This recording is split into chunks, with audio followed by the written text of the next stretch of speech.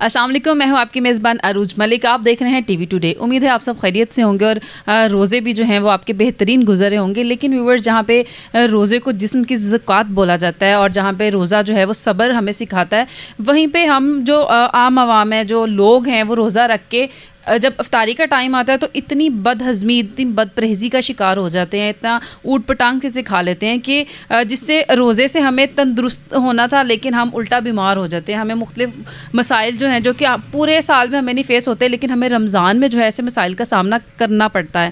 اسی حوالے سے ہم بات کریں گے. ہمارے ساتھ ہیں حکیم نیاز احمد دیال صاحب. وہ ان سے جانتے ہیں، ان کے تجربے سے مستفید ہوتے ہیں کہ ہمیں روزے میں ایسی کون سی خوراک جو ہے وہ متوازن غذا لینی چاہیے جس سے ہمیں بہت سی بیماریوں سے بچا جا سکتا ہے. السلام علیکم. جی وعلیکم السلام. جی کیسے ہیں سر آپ؟ جی اللہ کا شکر. اچھا، ویورز کو بتائیے گا کہ روزہ تو ہم رکھ لیتے ہیں لیکن اس پہ ہم سموسے پکوڑے واجب کر لیتے ہیں کہ یہ لازم و ملزوم ہے. تو ایسی کیا ہمیں غذا کھانی چاہیے کہ ہم مختلف بیماریوں سے بچ سکیں؟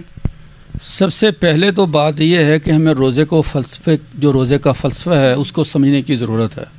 روزے کا فلسفہ جو ہے وہ انسان کے اندر تقوی پیدا کرنا ہے، پرہیزگاری پیدا کرنا ہے، بھوک اور پیاس کے احساس کی جو کیفیت ہے اسے محسوس کرنا ہے. لیکن ہمارے ہاں کیا ہے کہ ہم ساری رات یہ سوچتے ہیں کہ ہم نے سحری میں کیا کھانا ہے، اور سارا دن روزہ رکھ کے ہم یہ پلان کرتے ہیں کہ ہم نے افطار کس سے کرنا ہے. اور دوسرا جو روزے کا ایک پہلو ہے وہ ہماری صحت اور تندرستی کا جو ایک معیاری قیام ہے وہ ہے. روزہ جو ہے یہ ہمیں شوگر سے نجات بھی دلاتا ہے، روزہ ہمیں بلڈ پریشر سے بھی بچاتا ہے، روزہ ہمیں کولیسٹرول کے جو اثرات ہیں یا جو اس کے خرابیاں ہیں ان سے بھی محفوظ رکھتا ہے، روزہ ہمیں یورک ایسڈ سے بھی بچاتا ہے. المختصر یہ کہ روزہ رکھنے سے انسان جہاں روحانی طور پہ اپنے ایمان کی تر و تازگی حاصل کرتا ہے، وہاں جسمانی لحاظ سے اپنی صحت، تندرستی اور توانائی بھی حاصل کرتا ہے. ایسے مریض جو بلڈ پریشر کے جنہیں رہتا ہے انہیں کیا ڈائٹ اپنی رکھنی چاہیے کہ روزہ بھی ان کا اچھا گزر جائے، ان کو صحت کے بھی معاملہ جو ہیں ان کو ٹھیک رہیں؟ دیکھیں، جو بلڈ پریشر کے مریض ہیں سب سے پہلے ہم نے یہ دیکھنا ہے کہ بلڈ پریشر بڑھتا کیوں ہے، یہ بیماری پیدا کیوں ہوتی ہے. یہ ہمارے جسم میں جو چکنائیاں غیر ضروری ان کا استعمال ہے، کچھ ایسے مادے ہوتے ہیں جو ہمارے لپڈ کو خراب کر دیتے ہیں، ہماری آرٹریز جو ہوتی ہیں ان کے اندر وہ کلاؤڈ پیدا کر کے ان کو سخت کر دیتی ہیں. تو جو غذا ہم رمضان میں اپنے سحر و افطار میں کرتے ہیں یہ تو عام دنوں میں ایک صحت مند آدمی کو بھی بیمار کر دیتی ہیں. تو چاہے جائے کہ آپ رمضان کو صحت کا حصول بنانے کی بجائے آپ اس میں ان چیزوں کو زیادتی کر دیں. تو جہاں تک سوال یہ ہے کہ بلڈ پریشر سے بچاؤ کے لیے ہم کون سی غذا استعمال کریں، سادہ اور مقوی غذا. سادہ سے مراد کوئی چکنائی نہ ہو، یہ جو تلی ہوئی بھنی ہوئی، خاص کر یہ جو بازاری بناسپتی ہے یا یہ جو کولڈ ڈرنکس وغیرہ ہوتی ہیں، ہمارے یہ جو فاسٹ فوڈ ہے یہ ہمارے اسٹمک کو برباد کرتا ہے، اور اسٹمک کی بربادی جو ہے وہ ہمیں بیماری کے قریب لے آتی ہے.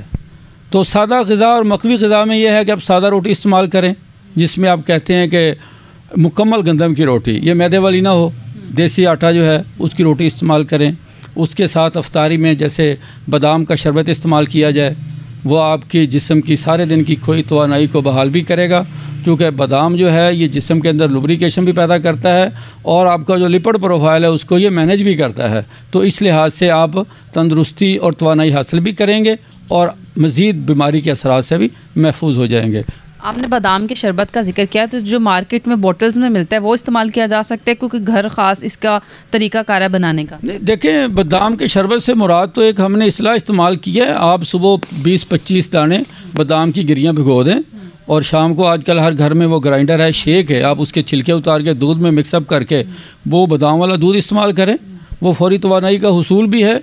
اور وہ جو بازاری مشروبات ہوتے ہیں ان میں تو آپ کو پتہ ہے طرح طرح کے کیمیکلز استعمال کیے جاتے ہیں، جن میں گلوکوز ہے جو یہ بازاری جو ہوتی ہے وہ سکرین سے بنائی جاتی ہے، تو وہ تو مزید آپ کے لیے مسائل پیدا کرے گی.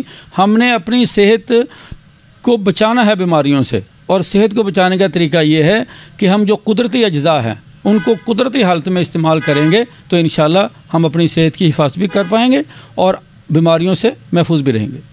اچھا، آپ کے خیال میں گھی استعمال کرنا چاہیے یا آئل جو ہے وہ زیادہ بہتر ہے؟ دیکھیں جو جدید ریسرچ آ رہی ہیں وہ تو یہ بتا رہی ہیں کہ آئل جو ہے یہ بنسپتی سے بھی زیادہ خطرناک ہے. آپ اس کو پروسیس کر کے اس کے جو غذائی اجزاء ہیں وہ تو بالکل ختم ہو جاتے ہیں, اس میں وہ تمام کیمیکل زیادہ ہو جاتے ہیں, تو لہٰذا اسے تو بچنا چاہیے. بہترین جو چکنائی ہے وہ دیسی گھی ہے, اور وہ انسیچوریٹڈ فیٹس ہیں جیسے اولیو آئل ہے, یہ بادام ہے, کینولا آئل ہے, اس طرح کے جو آئل ہیں جو نیچرل ہیں آپ ان کا استعمال کریں. اولیو آئل بھی تو پروسیسڈ آئل ہے نا, وہ بھی پروسیڈ کر کے آئل بنایا جاتا ہے.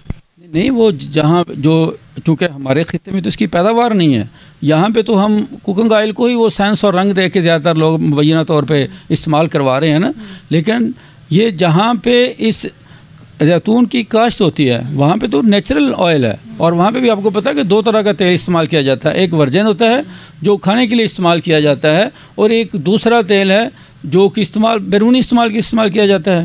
تو آپ جو ورجن آئل ہے اس کا استعمال کریں خوراک میں, وہ آپ کی خوراک جو خون کی نالیاں ہیں ان کو نرم بھی کرتا ہے, خون کے بہاؤ کو بھی تیز کرتا ہے, آپ کو دل کے امراض سے بھی بچاتا ہے, یورک ایسڈ, کولیسٹرول اور جتنے بھی دوسرے تیسرے ایسے امراض جو خون سے جڑے ہیں ان سے آپ کو محفوظ رکھتا ہے.